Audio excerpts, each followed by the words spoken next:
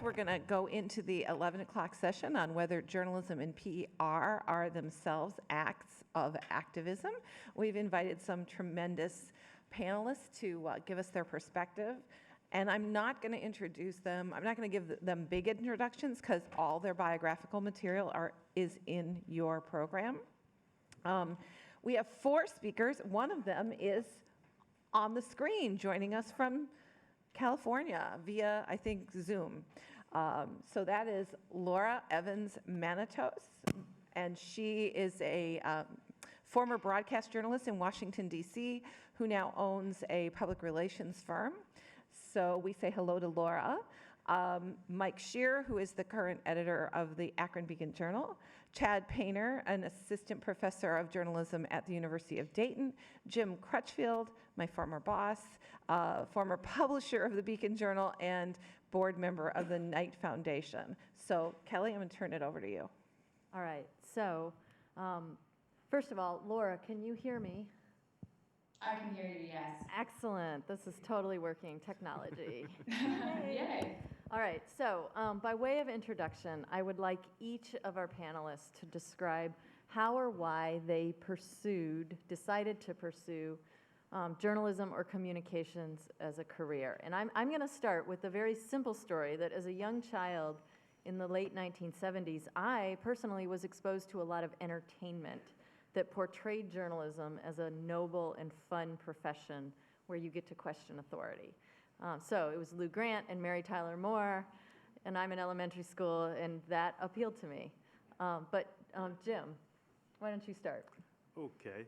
I thought I was going to have to convince my fellow panelists of the point of view that you just put forward. I'm done. But Kelly, started in the 70s. I started closer to the time that you described, the late 60s, or the 60s. And I was a journalism student in Pittsburgh and I wasn't sure what I was going to do. I was thinking about public relations. But I saw in coverage that my side of the story wasn't being reported. And so when there were, and it wasn't a deliberate bad interest on anybody's part. It was a desire to stay away from the fray. And the fray was when you'd have a confrontation, say the police and the black community, that there would be a clash, there would be violence, and I would wonder who started it. I mean, who threw the first rock? Who swung the first club? And I thought, my job should be to present the facts of what happened there. And so, I thought, there's probably room for me there. That's where I went. All right, Chad. So how did I get started in journalism? I'll give you the bad answer first. The bad answer is that I was a lost college student, and a professor pulled me aside and said, "I think you might be good at this." That's how I fell into it. The larger answer, and probably the larger truth, and I'm setting you up very well here. Okay. I grew up in Newark, Ohio, which is a former industrial city that has fallen on some hard times and was falling when I was growing up. We had a daily subscription to the Newark Advocate, and as a family, we passed around the paper every day. So I grew up reading journalism and knew what journalism could do for its community. We also watched Dan Rather every night on the CBS Evening News, so I knew what journalism could be, and I thought, that's what I want to do. So I also thought I was going to have to convince people that what we do is activism, so this is great. My professional background was in the alternative press,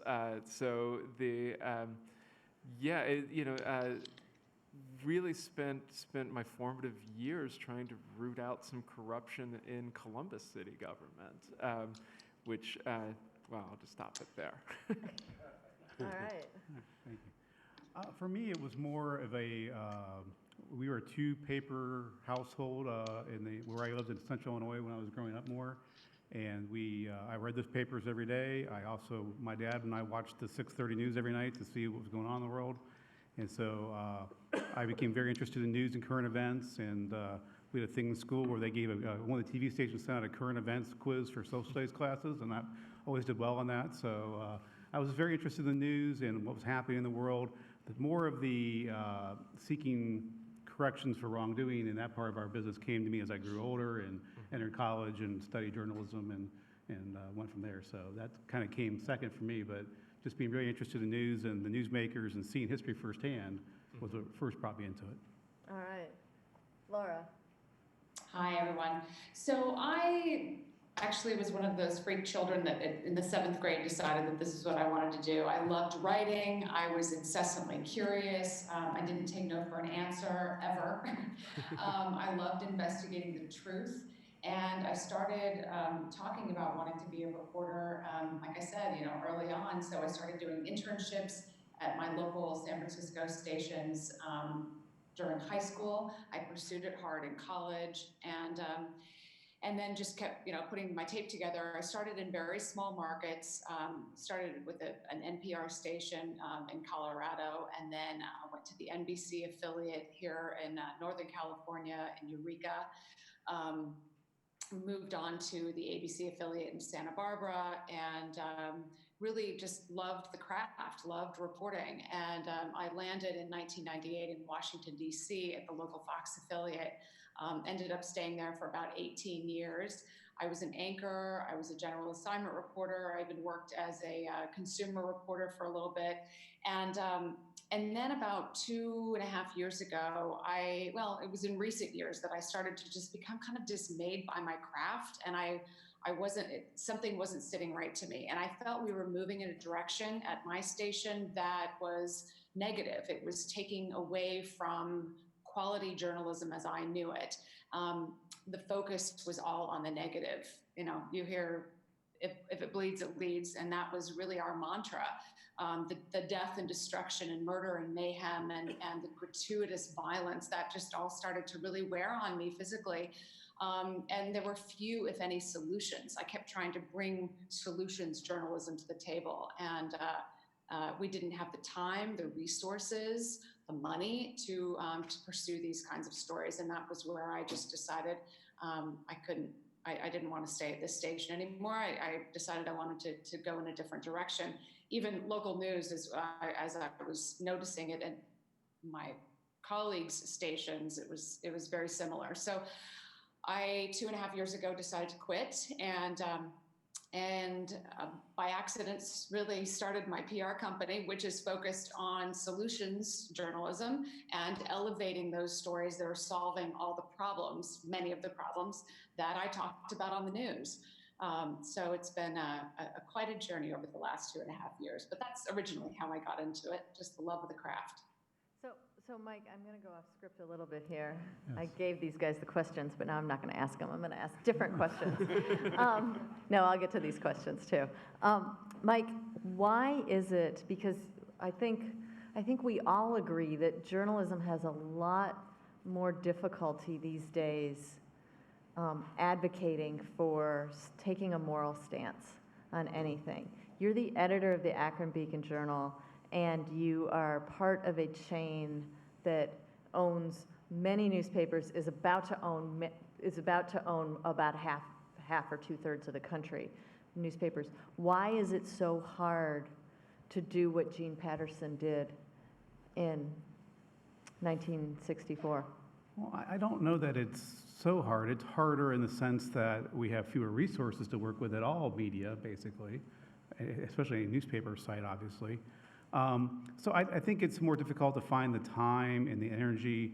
I mean, I was listening to the daily for the New York Times on the way up here last night, and they talked extensively about how they basically spent weeks and weeks just cold calling on Harvey Weinstein's story, and the amount of effort that went into that. To find that luxury of time in any modern newsroom, a newspaper newsroom, it's very difficult, especially in the smaller communities, including Akron, a more mid-sized community. So I think it's hard to find that time to dedicate to these things. We're trying to, but it's also, it's not a lack of wanting to do it, it's the lack of resources and how much time can you invest in something that may pan out into nothing. I think the other part of it too is we're being held accountable for metrics of our web traffic and we want to have stories that people read. We don't want to just do something no one reads, which I think we all normally would have subscribed to at any point in time, but sometimes you get to important work that may not get great readership because it's an important story to tell. So I think there's some pressure there. And I think the thirdly, probably the political pressure we get back from readers today and all the connections we have through social media, and we're so much more accessible than we used to be for feedback from both sides of issues. It puts pressure on you sometimes to make sure you're very objective, which is a good thing, but it just creates an environment that's a little more daunting at times. But think about those three issues that I mentioned, gun control, immigration, and abortion. Those are three issues where news leaders around the country, general managers, news directors, executive editors, are trying to walk such a tight line on those issues and not make a moral statement. Why is that? I don't know that I completely agree with that. I think there's a lot of good journalism happening. There's a lot of good coverage of various pieces of what's happening. I can think of our sister paper in Columbus that's done a tremendous job of covering some of the gun control issues here in Ohio in the last few weeks. Stories about crazy claims have been made by one side. Editorials have been very strong on the issue. So I think it's, I don't know that I completely agree with that statement, but I understand why you're asking at the same time. You don't feel pressure to not get too far ahead of the audience? Well, I mean, I think the reality is our audience, there's, I don't want to get into percentages, but there's a significant part of our audience that's ready for gun control, and there's a significant part that's not. As there was in the 1960s around civil rights. But we know that in a different way now. It's more clear in the emails we get, the social media retweets or comments you get, the Facebook messengers you receive. It's just more, it's more in our face, so to speak. Gene Patterson had a guy shoot his dog, right? Yeah, I mean, that's delivering a message. Absolutely. All right, so I want everybody here to describe a moment, and I've had them in my career where I've had an impulse toward activism, but I've pulled back. I've held the punch. Chad, why don't you start? Oh, don't make me start. Because my mind is actually, okay, again, I worked in radical media. I don't remember pulling a punch. So you were always throwing the punch hard. We had story meetings, right? We tended to hash out ethical quandaries before it made its way into our publication. We also had a pretty good editor who was very good about. He said, "We're doing our best work when our readers are actually hearing us argue." So I don't remember ever pulling a punch, frankly. Laura, you left the business because you couldn't throw the punch.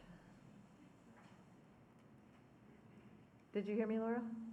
Oh, sorry, no, I didn't, I can't hear the question. Oh, I'm Say it sorry. again? I said you left the business because you couldn't throw the punch, right? Because you couldn't be an activist.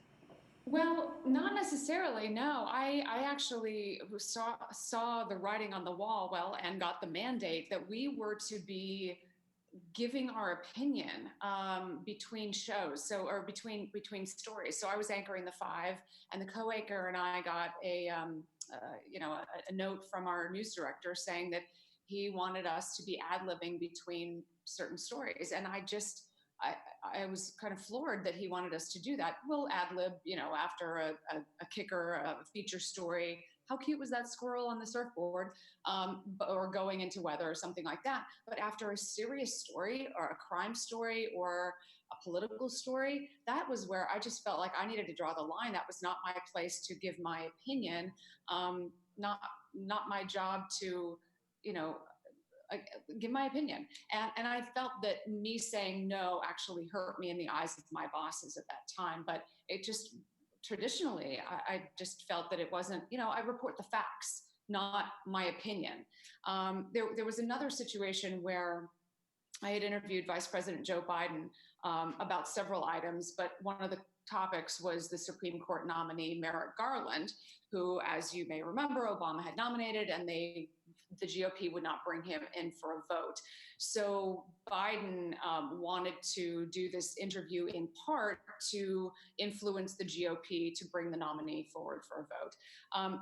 Because it was months before the 2016 election, the GOP was refusing. And in my opinion, I'll say this in this group, I wanted Merrick Garland I wanted him to be voted on as the next justice. But if I had it my way, I could have been an activist by telling the story about how the GOP was refusing to budge and just left it there.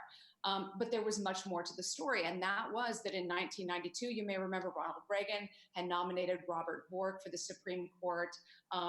Joe Biden at that time argued against the vote immediately. He wanted to delay the vote. It was the very same thing that was going on now in 2016.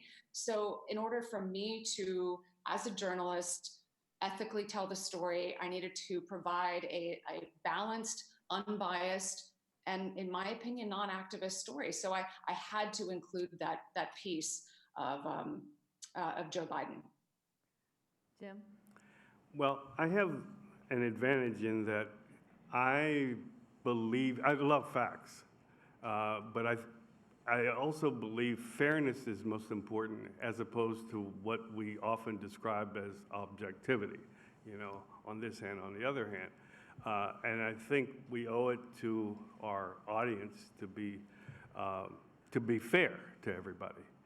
I can't, and the question started out as, an incident where you pulled a punch. I got to tell you, I've thought many, many times about the difficulty of throwing a punch. And in the end, it's always been, do I have the goods? Do I have the facts that allow me to go forward? And, I think I know the editor you were talking about. And my response on perception of activism is that I don't really care about perception of conflict of interest. I care about conflict of interest. If there's a conflict, it's the wrong thing to do. If it's just what people are going to think, because they're going to think whatever they want anyway, I'm not going to worry about it. Mike?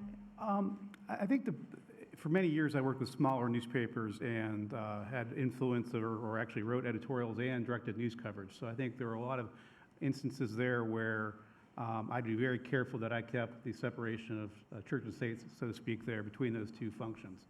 I couldn't suggest or do a story just so I could write an editorial on something. So I very much was conscious of that, still am to this day, about making sure we keep those two things separate. I do worry about the appearance in that particular instance. I agree with what you just said, generally speaking, but when you're dealing with the editorial page and the news coverage, you gotta be a little more careful there about that. But I think that's the main thing is just making sure, I love what Laura said a minute ago too, about making sure we have the facts, making sure we have it right. I think that's where journalism is different than activism. We may choose to do a story on a topic as a form of activism. It could be simple as, is this intersection having too many fatal car crashes? And if you go out and you get the data and you run it's not, then you're not going to run that story because we're going to stick to the facts. If you go out and find out, yes, it has 10 times more crashes than anywhere else in your area, then that's a legitimate news story, but your mere selection of that story is an act of activism, as we've talked about this morning. So. Right. So I have come to recognize that one of the keys to effective journalism is the relationship between a news organization and the citizens that it strives to serve. And sometimes I think that when we have conversations like this, we lump all newsrooms together. We assume that they all act exactly the same, when in fact they don't. And it's unfortunate that we have the conversation in that abstract way because like a local public radio station has a very different relationship to its listeners than, say, a for-profit television station. What we know is that trust in media has both eroded and shifted. It's eroded because multiple studies and polls have documented a steady decline, although there have been slight upticks in recent years in trust. But it's also shifted because the people who self-identify as conservatives or Republican have significantly higher degrees of mistrust than those who self-identify as liberals or Democrats, sometimes as much as 50 points higher. It is a divide in our country. It's part of the polarization. So this is a very long wind-up. Here's the question. Describe a news organization that you are familiar with and what it's doing to build trust with its audience. And Chad, I'll start with you because you work in the alternative press. Sure. It's interesting. So when you say an organization, I actually immediately think of Joy Mayor's work, right? Which is really at the heart of it is really about trust between newsrooms and their readers, listeners, viewers, largely through transparent methods, largely through one of the things I just saw her tweet out was about we may use confidential sources, but we know who those sources are, right? We need to do a better job of telling our readers it's not an anonymous source to us, right? And even terminology matters there, right? There is a fundamental difference between an anonymous source and a confidential source. And we tend to use anonymous when we actually mean confidential, right? So so instead of kind of speaking about a particular news organization, I'm really thinking about how we train news organizations to speak to their audiences better. Some of it is terminology, some of it is the best practices. But as far as kind of organizations that do a good job, so our local, so I'm in Dayton. Our local NPR station is in Yellow Springs, Ohio, and they. I think literally last week was approved. Basically, the community now owns the station, which is a fundamental shift, even from basically what was a nonprofit board to the community of Yellow Springs owns our NPR station. They are inherently invested in that news product because they own it. So that helps build that trust, right? Because, because owners should trust their news stations. That's probably an extreme example. Most cities are not going to go out and buy the local newspaper, although that would... You could get them pretty cheap these days. You could get them pretty cheap these days. But that would be, that is kind of one example of really helping to build that trust. All right, Mike. Well, I think the key, and I don't want to cite any one particular media or another, but I think the key is that they are engaged with their readership, that they are meeting with them, having public sessions, opportunities to meet the staff, the reporters, the journalists, obviously journalists, to meet people and have authentic conversations so that when they are out in public or talking to their friends about, did you see that story and about this, and they would have more grounding and say, yeah, well, I've met that reporter and they're a really good person. I think they do their job right. And if they wrote that, that's probably fair and accurate. And I had an experience too where I worked in Chad's hometown, Newark, for quite a few years. And actually, going back to the last question too, one of the ways I've tried to avoid activism or being too overly activist is I had a citizen editorial board with about 3 to 5 people that came in. We met every week and talked. They didn't have final authority in what we wrote, but they had a say in it. And so it helped us be engaged with the audience and to make sure I wasn't sitting in a corner office somewhere just writing editorials that suited what I thought. And then the payoff of that was years later, I ran into one at the store one day and they said, hey, I was talking to so-and-so about this and they were complaining about your editorial on this. And I set them straight on how it really works and that they were wrong about how this process happens and that you had the public in to talk to you about it and you weren't just in some vacuum somewhere writing editorials. So I think things like that are what's really most critical, is to be not just stuck behind our desks and be out in the community. Yeah, that's a great example. Can I jump back in? Yeah. And I think that that's actually really important, and it gets to the setup to the question as well. The trust in media is way down, but trust in local media, which also has its own problems, Sinclair. But trust in local media tends to actually still be relatively high, and I think part of it is, it's hard to have, or it's hard to get, or to put nefarious intentions on people that you see in the grocery store, or who are, whose kids play soccer with your kids. Like Mike becomes not the editor of a paper, but an actual person, right? And we tend to trust actual people more than the media. Yes. Sure. Jim. And then Laura, I'm coming to you. I agree with all of that. I don't have a problem with that, and I'll be quick about a couple steps that an organization I'm familiar with take.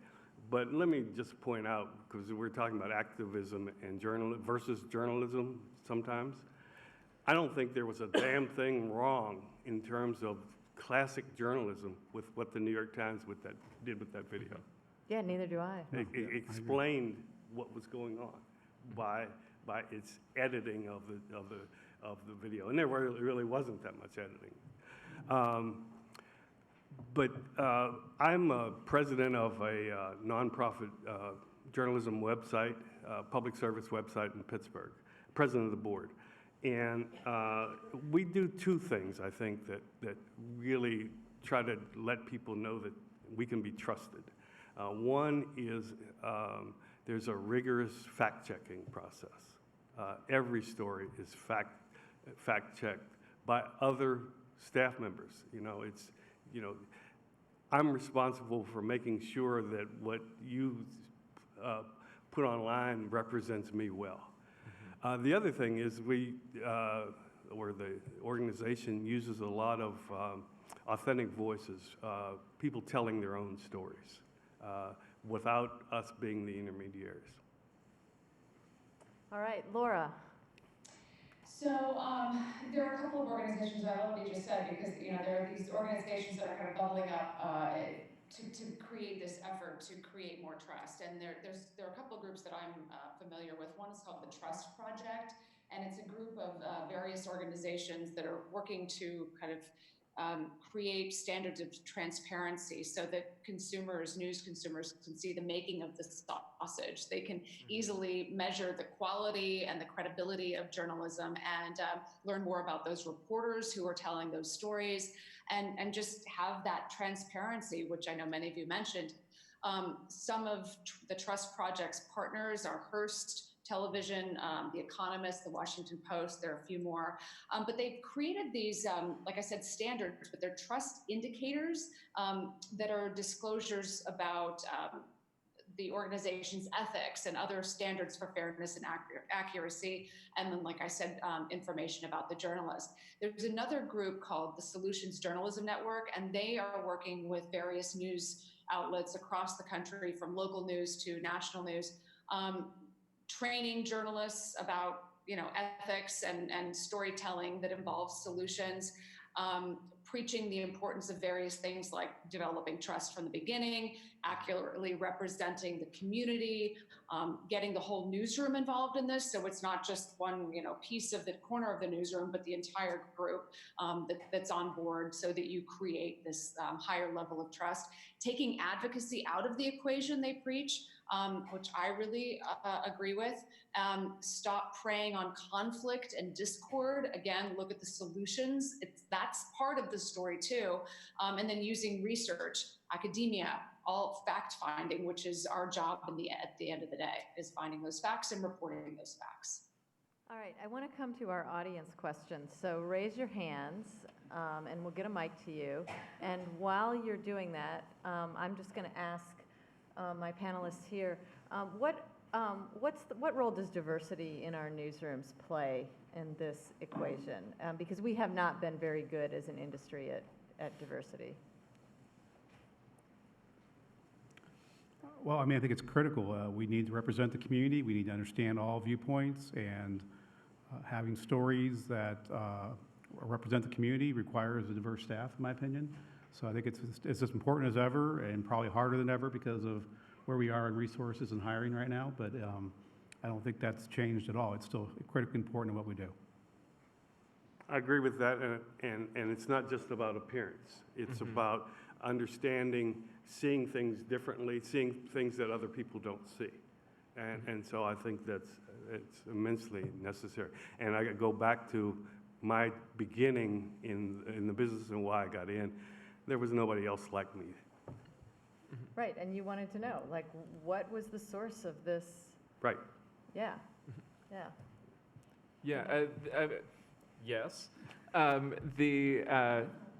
You know, I think it's Lindsay Meeks who wrote this study, but looked at gender in editorial boards, and largely found that there's usually a woman, but as you all know, not all women think exactly alike.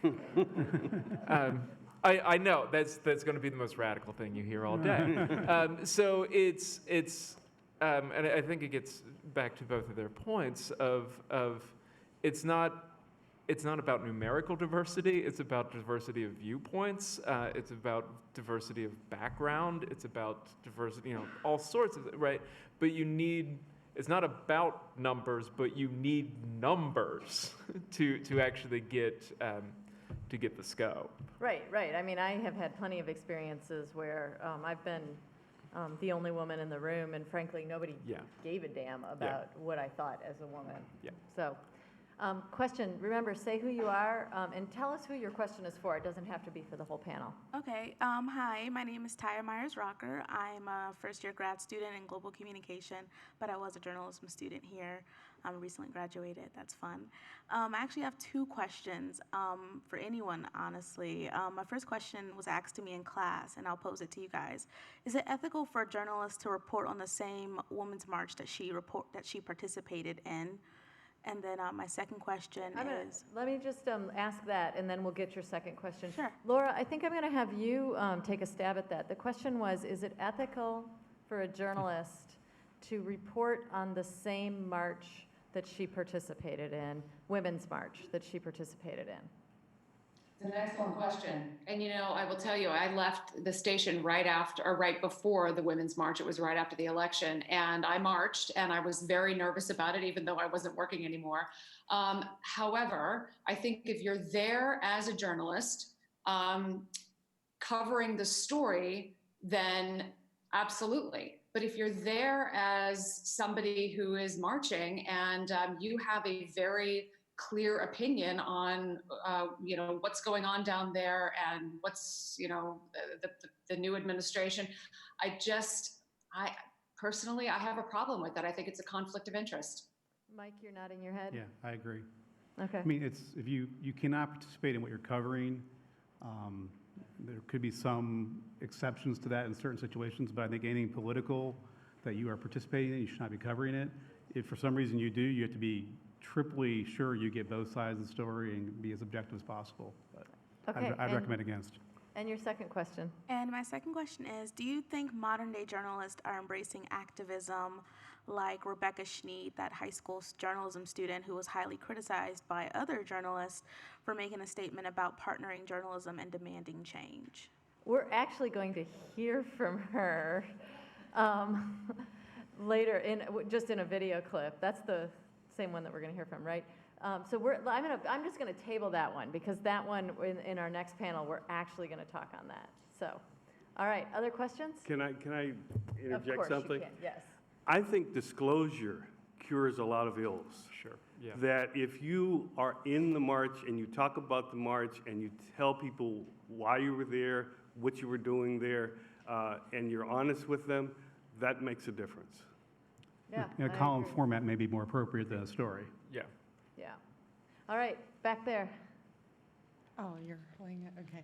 My name is Alexandra Smith. I'm a digital marketing and PR professional from Get Newark, a little Ohio. closer to the mic. Oh, sorry.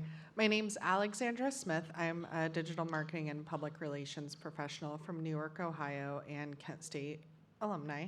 And my question is for Laura specifically, since you have more of a PR background owning your own PR business.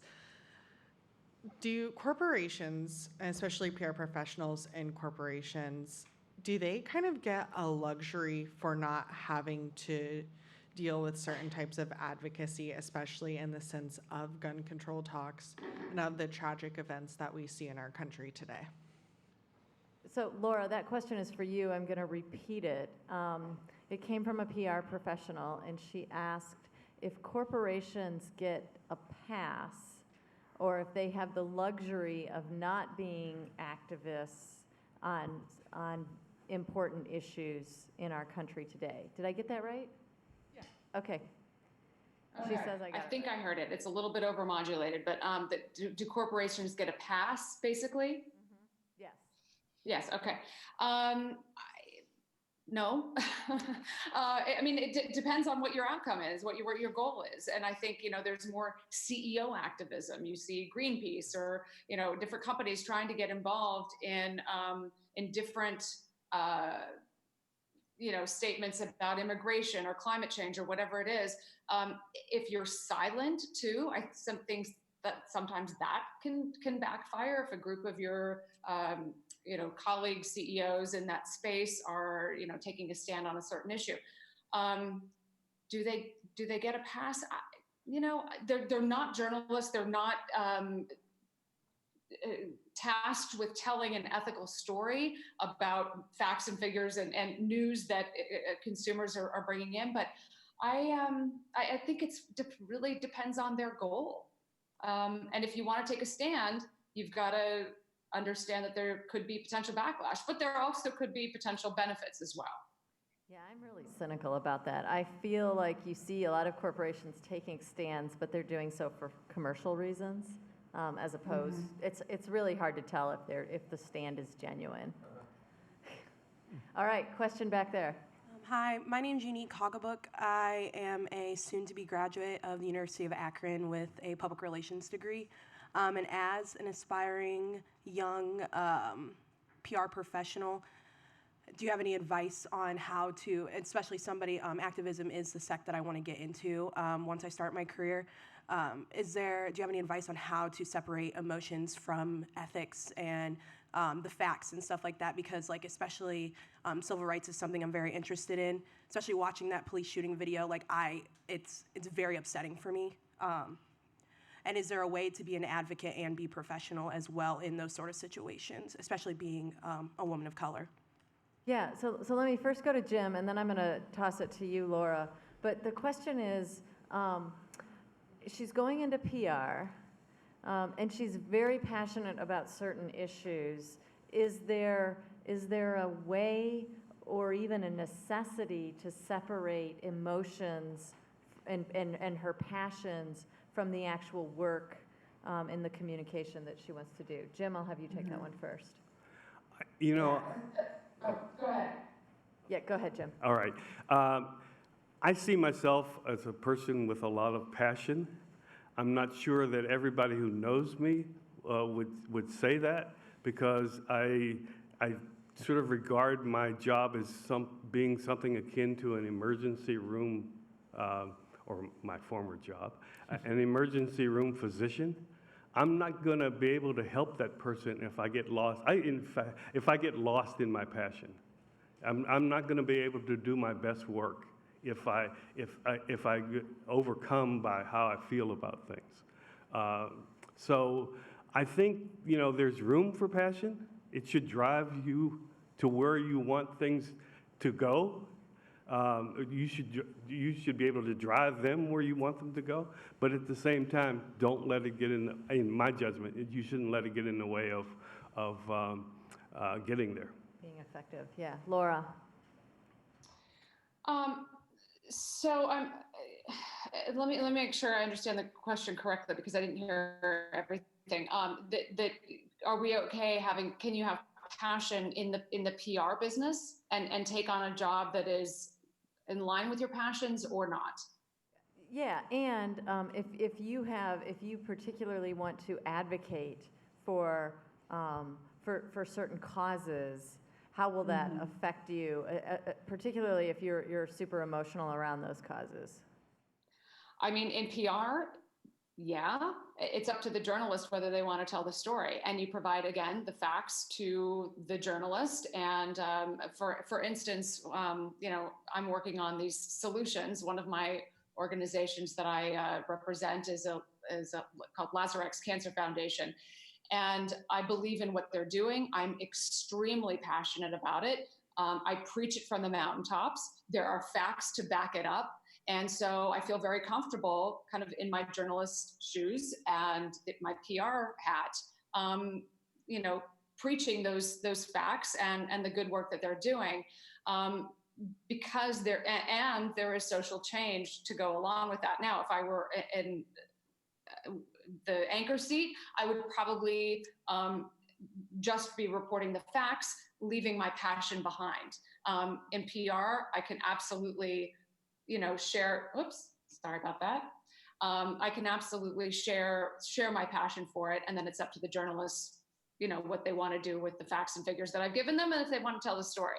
But I take on the organizations and the stories that I want to tell because I'm passionate about it. If I weren't passionate about it, I wouldn't be able to sell it.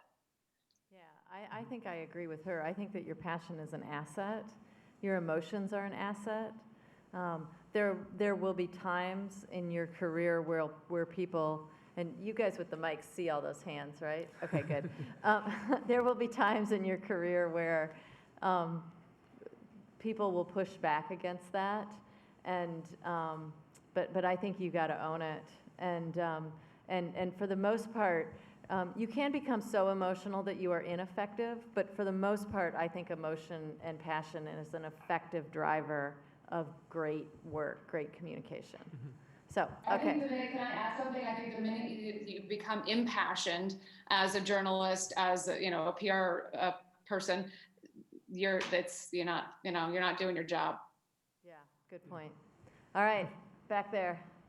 Hi, I'm Jacob. I'm a senior political science major, PR minor here at Kent State.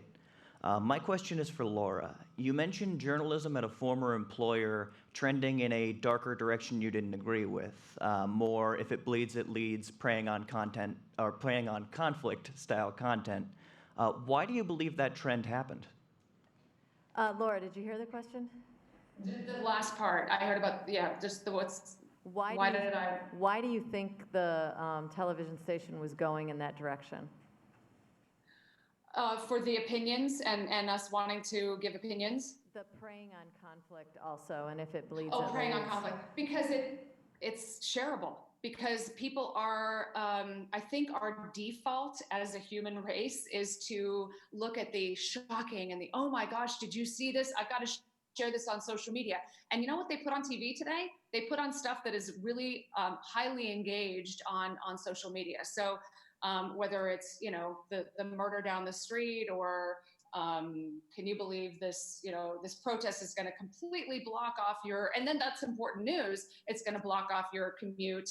I'm having trouble coming up with a good example, but they're all over the place. And if they see that, they do see these trends in what people are clicking on and what they're sharing, and you can see it obviously in your engagement on Facebook or whatever, the likes and the comments and all of that.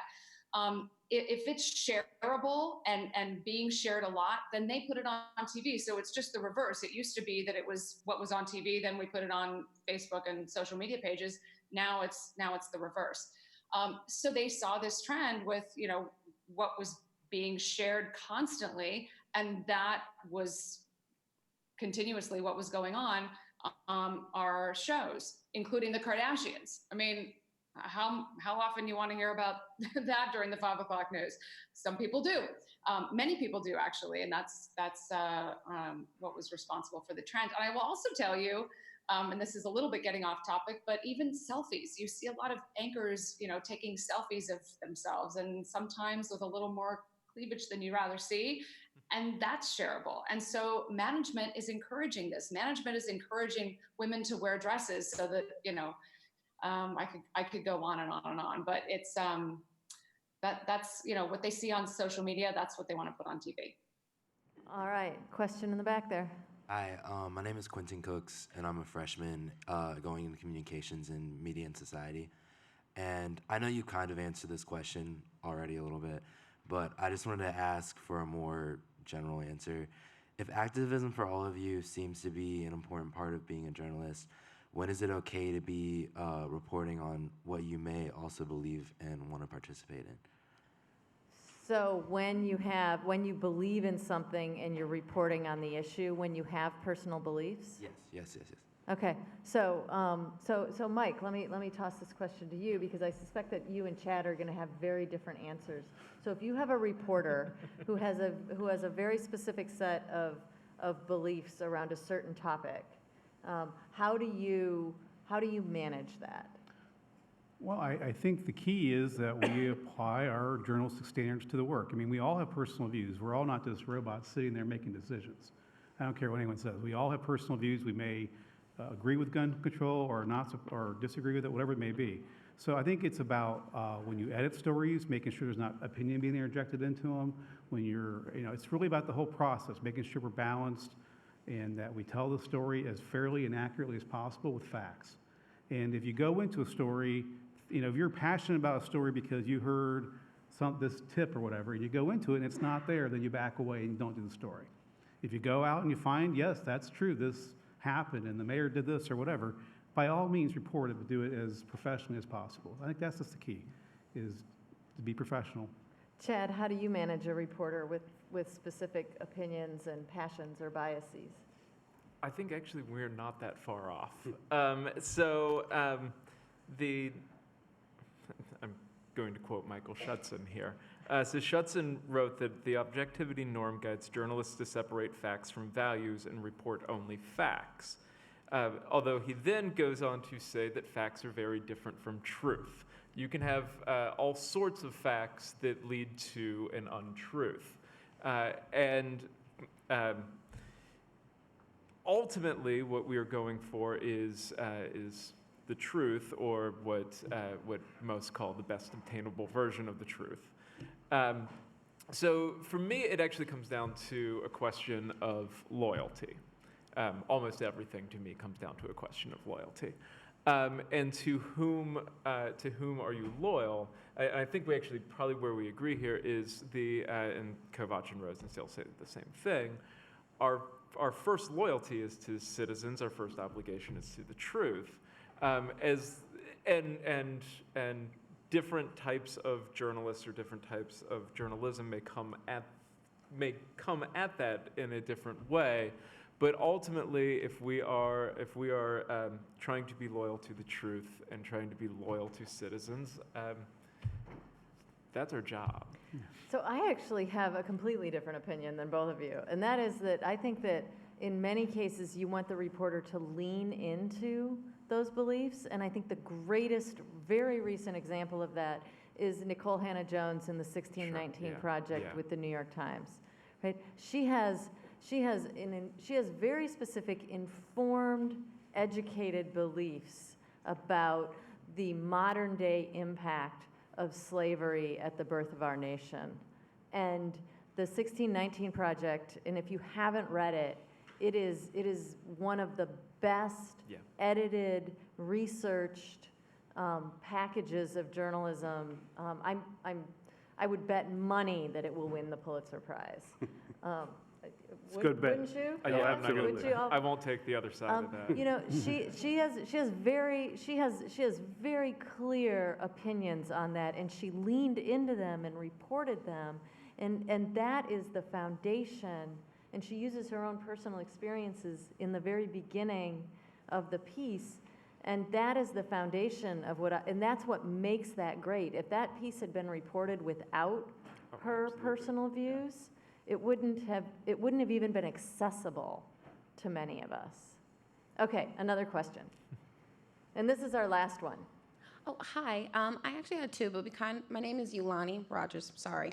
I'm a senior broadcast journalism major here at Kent, and I also have a double minor in Pan-African Studies and sociology.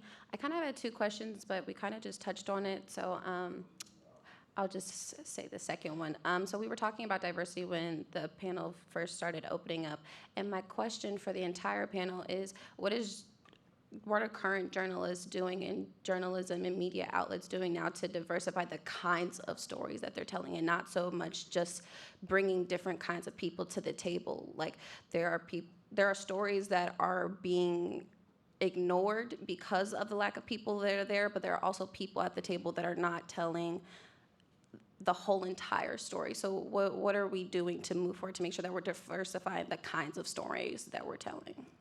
So that's a great question. I'm going to repeat it. What are we doing in journalism to diversify the types of stories that we are telling? And that is a huge challenge for journalism, one that I don't think that we are always rising to the occasion on. So Laura, I'm going to start with you. Oh boy, I was afraid you were going to, because I did not hear the question. I'm so sorry. Can you repeat it one more time? What are we doing in journalism or in broader communication to diversify the types of stories that we're telling? Oh, that's a great question. And I think it varies from outlet to outlet. I can tell you what I think we should be doing, and I think we should be listening more to consumers of news. There is a population that wants that conflict and discord and murder and mayhem because they're sharing it, and social media is making it more. I think just people are following it more on social media. But there is a large group of our population, I think, that wants solutions and wants various, a broader range of news. And there are stations that are taking a chance going away from the trends that we have seen recently. And I think there are consumers that are starting to get on board with that and realizing that they need to be a responsible consumer of news, a critical consumer of news, that it's not just, let me sit back and read my paper, or let me sit back and watch the news and they're just going to tell it to me. I've got to curate where I'm getting my news and who I'm getting my news from. And so I think that responsibility that's being seen more in the consumers is starting to be heard by news organizations. Who else wants to jump in on that? What are you doing, Mike, to diversify the types of stories that you're covering? Well, beyond the obvious of trying podcasts and more videos, things like that, I think it's really about trying to tell more in-depth stories. We did our beats this year and created a position that was designed to be totally projects and in-depth reporting. So I think we're trying to get to the deeper reads. We're trying to balance out the breaking news and the things that happen every day that people click on. And the question earlier about the business, why the business goes that way, people say they want good news, and the numbers say they don't. And it's just the reality of what the world is. But I think we're trying to do that part of our responsibility to cover things that remain relevant in that sphere, but at the same time go out and develop the really in-depth stories that matter, have more context, and that people care about in that way and get more engagement that way. So.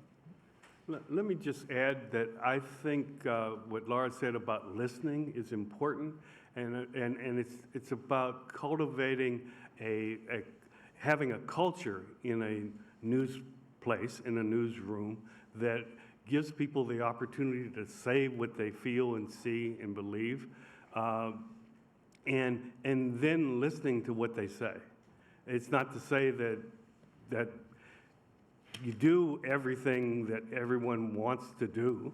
It's to say that it's a reporting and editing process, and it should end up on the screen, on the radio, on the air, on TV, or in the newspaper. And I would come back to loyalty, because I always do. But really, I think part of it is being attuned with your community. So last year at this workshop, we were talking about opioids. And the folks at the Cincinnati Enquirer, and the Cincinnati Enquirer is not swimming in money. There is no newspaper that is swimming in money.